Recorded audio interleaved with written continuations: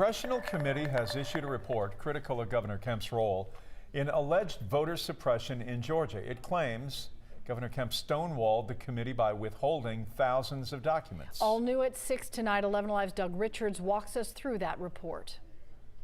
The report, written by Democrats in Congress, claims Republican Brian Kemp and his staff mocked Georgia Democrats when they made claims of voter suppression.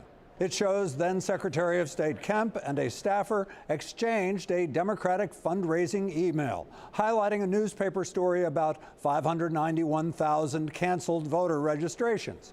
Kemp was campaigning for governor at the time. It shows the staffer sent it to Kemp with 2 laughing emojis and Kemp responding with another laughing emoji and the word "us."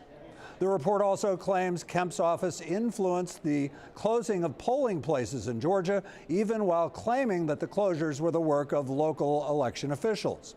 The committee report also highlights unfounded accusations of a Democratic hack 3 days before the 2018 election, when the Secretary of State's office announced it was investigating the Georgia Democratic Party.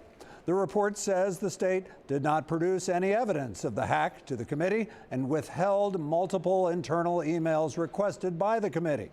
And it said the Secretary of State and governor's offices withheld 1,400 responsive documents from the Congressional committee. Again, this is a Congressional committee report written by Democrats. Governor Kemp's office did not respond to our request for comment. Doug, thank you.